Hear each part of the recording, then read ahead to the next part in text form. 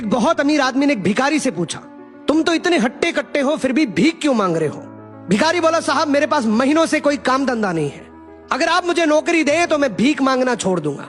अमीर बोला, मैं नौकरी तो नहीं दे सकता, लेकिन तुम मेरे बिजनेस पार्टनर बन सकते हो। मेरे पास एक चावल का प्लांट है, तुम चावल बाजार में सप्लाई करो और मुनाफा महीने के अंत में बांटेंगे। भिखारी ने कहा, लेकिन कैसे बांटेंगे? क्या मैं 20% लूंगा और आप 80%? अमीर बोला, मुझे सिर्फ 10% चाहिए, बाकी 90% तुम्हारा होगा, ताकि तुम जल्दी तरक्की कर सको। भिखारी ने जोरों से काम शुरू कर दिया।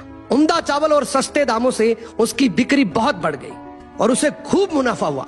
लेकिन जब मुनाफा बांटने का समय आया तो भिखारी ने सोचा, सारी मेहनत तो मैंने की है, तो अब अमीर आदमी को 10% क्यों दूं? अगले दिन अमीर आदमी आया और जब हिस्सा मांगा तो भिखारी ने बहाना करते हुए कहा कि साहब मुझे तो बहुत नुकसान हुआ है, मुझे जितना मुनाफा हुआ है उतना तो कर चुकाना है, तो इस हिसाब से मुझे कोई मुनाफा नहीं होगा, तो आप इसके हकदार नहीं हैं। अमीर आदमी ने कुछ नहीं बोला और वहां से चला गया।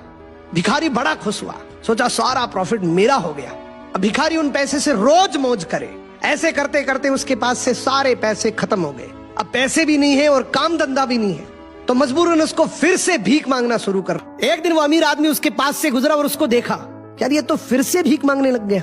अमीर आदमी ने एक बहुत अच्छी बात बोली कि इस दुनिया में गरीब और अमीर आदमी जो होता है ना, उसमें सबसे बड़ा डिफरेंस होता है उसकी सोच का। एक रिच माइंडसेट हमेशा ये सोचता है कि मुझे भी प्रॉफिट हो जाए और मेरे साथ जो काम कर रहे हैं उनको भी प्रॉफिट हो जाए, लेकिन एक पुअर माइंडसेट हमेशा ये सोचता है कि जो भी प्रॉफिट हो सिर्फ मुझे ही हो।